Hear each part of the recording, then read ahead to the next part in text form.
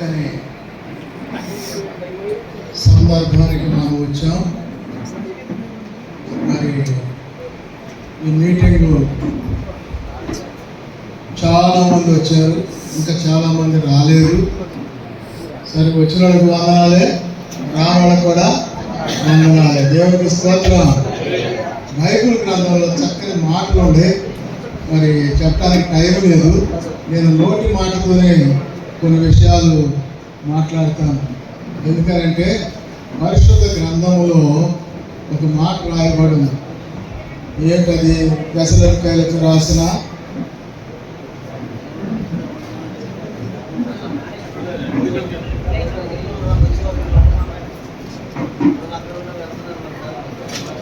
దయచేసి మనమే దశలోనికైలకు రాసిన మొదటి పత్రిక 2వ అధ్యాయంలో వచ్చిన చదువుకుందాం. ఒక్క మాట. భోజనం చేసిన వారు దయచేసి లోపలికి రావాలని నేను మనం చేస్తూ ఉన్నాను. చూడండి, దశలోనికైలకు రాసిన మొదటి పత్రిక 2వ అధ్యాయం 7వ వచనం. చదవగలిగిన వారు చదవండి. అయితే స్తన్యమిచ్చు తల్లి తన సొంత బిడ్డలను గారావించినట్లుగా మేము మీ మధ్యన సాధువులమై ఉంటిమి. మీరు మాకు బహుప్రియులై ఉంటిరి కనుక మీ యందు విశేష అపేక్ష గలవారమై దేవుని సువార్తను మాత్రమే కాక మా ప్రాణములను కూడా మీకు ఇచ్చుటకు సిద్ధపడి. చాలు. ప్రేమ తండ్రి, చిన్న వాక్యంలో నాతో మాట్లాడమని, వెనగలిగించేవి గ్రహించగలిగి హృదయం అందరికీ దయచేయమని యేసునామములో తండ్రి. దేవునికి స్తోత్రం. శ్రద్ధగా వినాలి. భోజనం రోజు తింటాను ఉన్నాం. ఎవరి పళ్ళు వచ్చిన కానించి భోజనం చేస్తాను ఉన్నాం. అందుకే సైలెంట్గా వెళ్ళి సైలెంట్గా తినొచ్చి కూర్చోండి అంటే తిన్నప్పుడు అక్కడే కూర్చుంటారు. అర్థమైందా? అందుకని బైబిల్ గ్రంథంలో మనం చూస్తే ఇక్కడ స్తన్యం ఇచ్చినటువంటి తల్లి బిడ్డలు ఏ రకంగా గారావించుద్దో అలాగున మేము మీ మధ్య సాధువులమై ఉంటిమే అంటాడు పౌలు.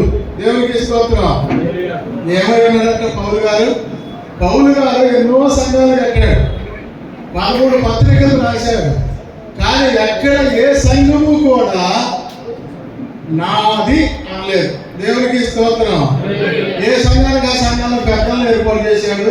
ఇప్పుడు అయ్యా చెప్పినట్టుగా 1000 మందికి ఒకళ్ళని, 500 మందికి ఒకళ్ళని, అట్లాగే 100 మందికి ఒకళ్ళని, 50 మందికి ఒకళ్ళని, అట్లా మోషే ఏర్పాటు చేశాడు. వాళ్ళని నడిపించుకుంటూ వచ్చాను. కానీ ఇప్పుడు అలా లేదు. అర్థమైందా? మనం ఇక్కడ కూర్చున్న వాళ్ళందరం ఎవరమయ్యా అంటే ఎవరో చెప్పండి. ఎవరు? దేవుడి సేవకులు ఆడకూడదా?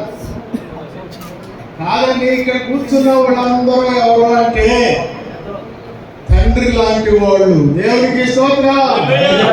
వాళ్ళందరూ కూడా పిల్లలు లాంటి వాళ్ళు. సహవాసం మొత్తం. దేవుడికి స్తోత్రం. మనం పైన కూర్చోబెట్టింది ఎందుకు? పెద్దలని పైన కూర్చోబెడితే మనం తండ్రి లాంటి పాత్ర పోషించాలి. తండ్రులు మనం పైన ఉండేవాళ్ళు. సహవాసం అంతా కింద ఉన్నారంటే ఆ టెంట్లో ఉండని, బయట ఉండని, కుర్చీలో ఉండని అందరూ కూడా పిల్లల లాంటి వాడు.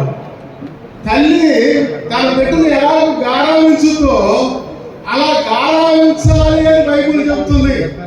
అపోస్తలుడైన పౌలు అన్ని సంఘాలు కట్టి కూడా తన బిడ్డను ఎలా గారావించాడంటే ఒక స్తన్యం ఇచ్చినటువంటి తల్లి తన బిడ్డను ఎలాగో గారావించిందో అలాగూ గారావిస్తూ నడిపించాడట. దేవునికి స్తోత్రం. అందుకనే పౌలు అంటాడు, ఎక్కడికి వెళ్ళినా కూడా ఆ స్థితిలో నేను ఉన్నాను అంటాడు. మారు మనసు దగ్గరైనా, లేకపోతే సంఘ పెద్దల దగ్గరైనా, లేకపోతే బిషప్, లేకపోతే రెవరెండ్ 62, 72 ఎలాంటి వాళ్ళ దగ్గరికి వెళ్తే అలాంటి వాళ్ళలాగా ఎగిరిపోయాడంట ఆయన. దేవునికి స్తోత్రం. అందుకనే పౌలు ఎన్నో సంఘాలు కట్టగలిగాడు, ఎంతో మంది నడిపించగలిగాడు. ఇవాళ అలా లేదు. ఒక బిడ్డని స్తన్యం ఇచ్చి తల్లి ఎలా గారావిస్తుందో అలా గారావించడం మనకి చేతగాట్ల పై కూర్చుని. అర్థమైందా? నేనంటే ఏమనుకున్నా? నేను ఎవరంటే నాన్నగారండి, నెగ్గరండి. నేను అక్కడ ఉంటా, మీరందరూ నా కాళ్ళ దగ్గర ఉండండి అంటే పోపు గారి ఇంటివరకు అట్టాకి ఉండేవాడు అంట. పోపు గారి దగ్గరికి వెళ్ళాలంటే సింహాసనం మీద పొందుకుంటూ వెళ్ళేవాడు అంట. వెళ్ళి 101 మెట్లు ఉంటే ఆ మెట్ల మీదకి వెళ్ళి ఆయన దగ్గరికి వెళ్ళి కాళ్ళ మీద పడేవాడు అంట. పరిహార పత్రాలు రాసిచ్చేవాడంట, నీ పాపాలు క్షమించారు అని. అర్థమైనా? ఆ స్థితిలో మనం ఉండకూడదు. అర్థమైనా? నేను 3 సంవత్సరాలు వైస్ ప్రెసిడెంట్గా చేశా, 3 సంవత్సరాలు ప్రెసిడెంట్గా చేశాను. అయినా కూడా ఆఖరి క్షణాల్లో 1 సంవత్సరం ఉన్నారగా నా పేరు ప్రెసిడెంట్లోకి వచ్చింది. ఒకసారి మణిపూర్లో మీటింగ్ పెడితే ఈ దేవదాసయ్య గారు మొహంలో పొడిసేట, ఈయన పేరు ఇంతవరకు ఎక్కలేదు, ఈయన ప్రెసిడెంట్ కానే కాదు అన్నాడు.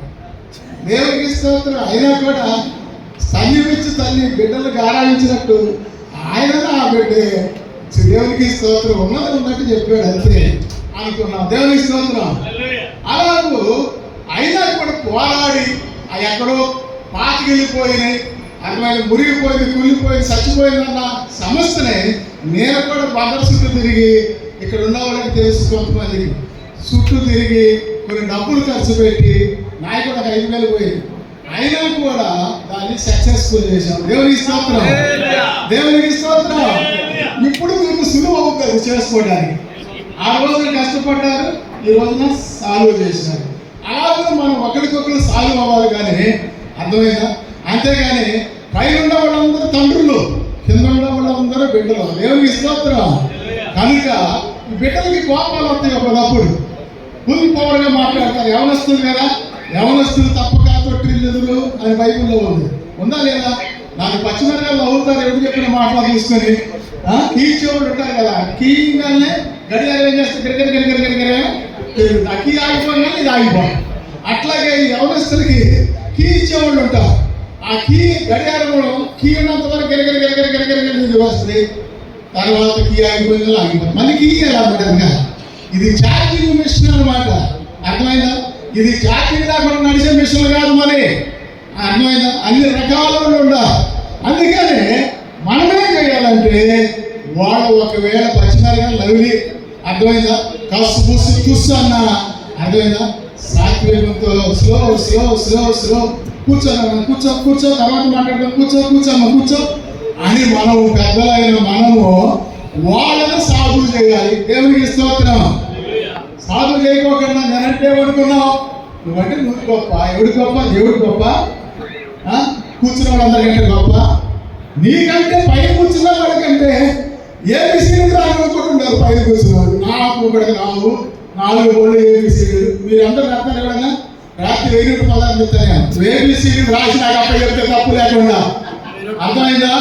డిగ్రీ చదివినోడికి కూడా రాదు ఏబిసీలు 4 బోళ్ళు. అర్థమైందా? కానీ నేనంటే అనుకున్నాం అన్నట్టు మనం అనుకుంటే, మనకంటే అర్థమైనా ఇంజనీరింగ్ చేసిన వాళ్ళు, అలాగే గొప్ప గొప్ప చదువులు చదివిన వాళ్ళు కింద కూర్చున్నారు లేదా? ఒక భక్తి అనేటువంటి ఒక చిన్న సెంటిమెంట్తోనే వాళ్ళు అక్కడ అడిగి మనకి కూర్చున్నారు. కానీ లేకపోతే చదువుల్లోనూ, ఉద్యోగాల్లోనూ, వ్యాపారంలోనూ, ఒకవేళ గొడవల్లోనూ, చికాకుల్లోనూ, పోలీసుల్లోనూ, కోర్టుల్లోనూ, లాఠీ దెబ్బల్లో కూడా, చదువుతున్న వాళ్ళు కూడా అన్ని ఆరితేరినోళ్ళు కూడా ఉన్నారు మన మధ్యలో. ఉన్నారా లేదా?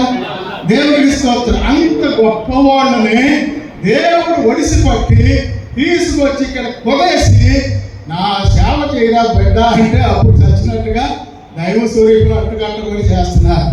అయితే ఇప్పుడు మనం ఎలా ఉండాలంటే తండ్రుల్లాగా ఉండాలి, తల్లుల్లాగా ఉండాలి, గారాయించాలి. చూసారా, నన్ను దేవదాసు మొహంలో పొడిచి ఈయన అసలు ప్రెసిడెంటే కాదన్నాడు. నాకు పచ్చిమిరకాయలు మంటెత్తింది. దేవదాసుని బయట రాగానే పేరు గవర్నమెంట్ కొడదామా అనిపించింది. నేను ప్రెసిడెంట్ కాకపోతే నీకు ఎవరు చెప్పమన్నాడు? కానీ యవనస్తుడు పర్వాలేదు, మాట్లాడతారు, మనం తగ్గించుకోవాలి, మనం లోపడాలి.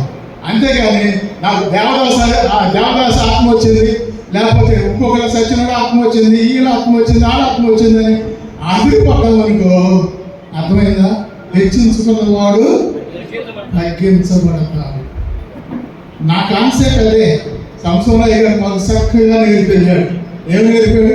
తగ్గించుకున్నాయా, మీకు దేవుడు హెచ్చిస్తాడు అనేవాడు. నేను 33 సంవత్సరాల దాకా నాకు ఏ పదవి ఇవ్వాల, అయినా నేను ఎవరి మీద తిరుగుబాటు చేయాలి అడగలేదు కూడా. తర్వాత గుర్తించారు పెద్దలే, వాళ్ళని తీసుకొచ్చి పైన కూర్చోబెట్టారు. దేవుని స్తోత్రం. విశాఖపట్నంలో అది జన్మ చూపలేదు చేస్తానంటే నా కిందే కూర్చోబెట్టారు. నాకంటే జూనియర్ వాళ్ళు కూడా పైన కూర్చోబెట్టారు. 9 సంవత్సరాలు, నాకంటే జూనియర్ 15 సంవత్సరాలు పైన కూర్చోబెట్టారు. మోదశయ్య గారు 16 సంవత్సరాలు జూనియర్ పైన కూర్చోబెట్టారు. నాకు చాలా బాధ అనిపించింది. అయితే సరే అనుకున్నా.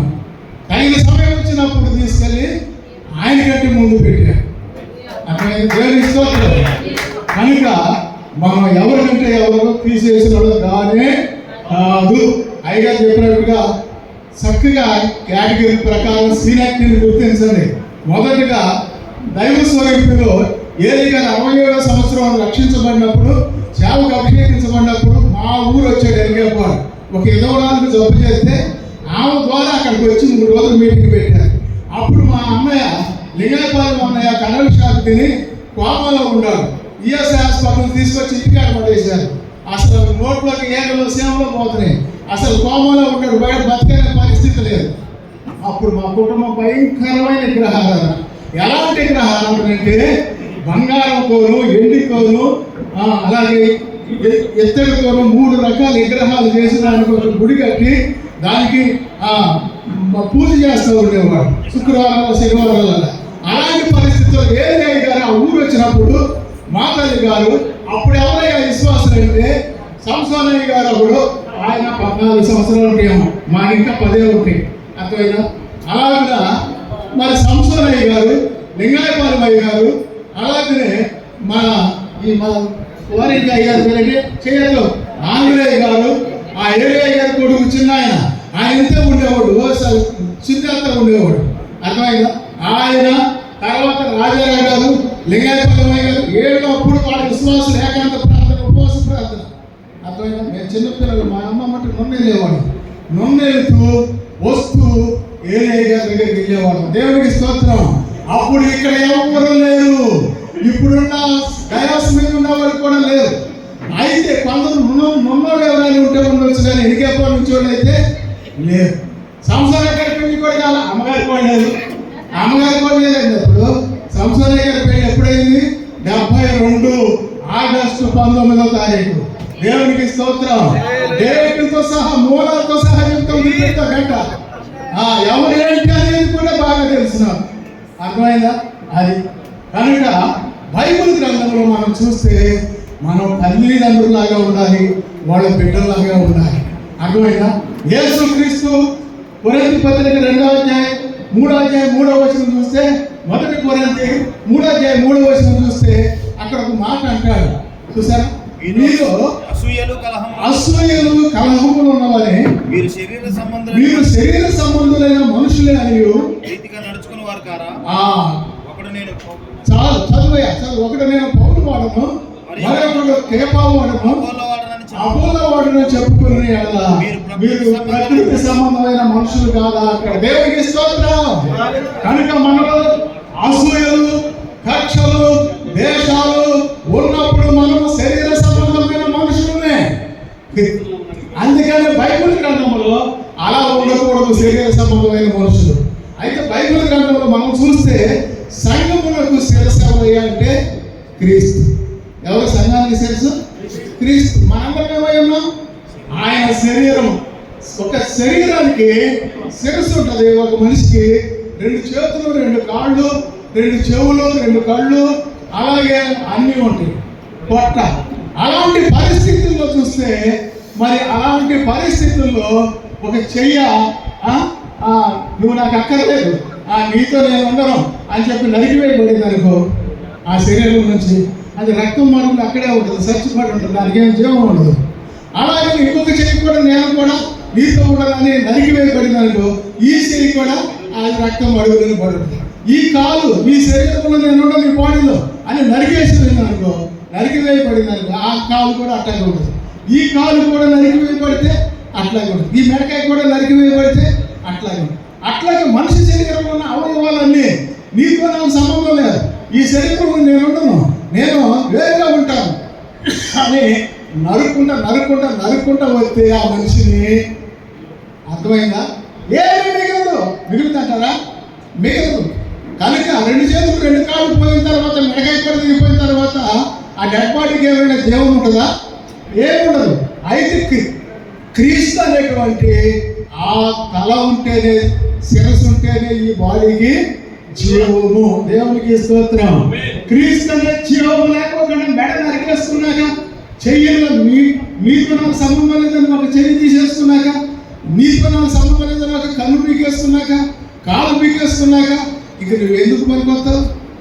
ఈ తెగిపోయిన పాట్లన్నీ రక్తపు మడుగులో ఆ డెడ్ బాడీ కూడా పడి, అర్థమైందా? గిసి కొట్టుకులు ఆడుతూ రక్తపు మడుగులో ఉన్న సంఘము. దేవునికి స్తోత్రం. శరీరం ఆయన సంఘము. ఆయన సంఘము. నువ్వంటే నాకు ఇష్టం లేదు, నేనంటే నీకు ఇష్టం లేదు. నువ్వు బిషప్ అవ్వచ్చు, లేకపోతే ఇంకొకటి అవ్వచ్చు. అందుకని ఒకరంటే ఒకరికి పసక అసూయలు దేశాలు పెట్టుకుని ఒకరికొకరు తెగిపోయి వేరైపోతూ ఉంటే ఎవరికి బాధ? మీరు ఆలోచించండి. తెగిపోయిన దానికి, చచ్చిపోయిన దానికి దానికి ఏం జీవం లేదు. ఆ చెయ్యి అక్కడే పడి ఉంటుంది. నరికివే పడిన ఆ డెడ్ బాడీ మనిషి, ఆ మనిషికి ఎంత బాధ? మన శరీరానికి పోతే మన శరీరానికి ఎంత బాధ? మన తలకి పోతే మన శరీరానికి ఎంత బాధ? మన కాలు, కన్ను, ముక్కు, చెవు తెగిపోతే ఎంత బాధ? మన బ్రదరు దేవదాసాయి గారు ఈ మధ్య చిన్న యాక్సిడెంట్ జరిగిన దేవుడి కృపను బట్టి లేపాడు. దేవుడి స్తోత్రం. ఆయన సజీవుడు కనుక మనం కూడా సజీవ సంఖ్యలో ఉంచుతాడు. అలాంటిది ఆ యొక్క ఫోటో చూసి బెదిరిపోయిన వాళ్ళు చాలా మంది ఉన్నారు. కారణం ఏంటో తెలుసా? శరీరంలో ఏ పార్టీ తెగిపోయినా కానీ ఆ దేహానికి భయంకరమైన బాధ. ఆ దేహం అనేది సంఘము. అలాగనే ఆ శిరస్సు అనేది క్రీస్తు. క్రీస్తులో నుండి నువ్వంటే నాకు ఇష్టం లేదు, నేనంటే నీకు ఇష్టం లేదని ఒకరికొకరు నరుక్కుని, అర్థమైందా? ఆ పడన రక్తము మడుగులో పడి ఉన్నామనుకో, శిరస్సు లేని మొండిము ప్రయోజనము లేనటువంటిది. దేవుని స్తోత్రం. ఈనాడు ఒకరినొకరు కక్ష చేత, విభేదాల చేత బాధలు పెట్టుకొని ఒకరినొకరు నరుకుని వేరైపోయి ఆఖరికి జీవము లేనటువంటి శరీరం అనే క్రీస్తు సంఘంగా మిగిలిపోతున్నాం. దేవునికి స్తోత్రం.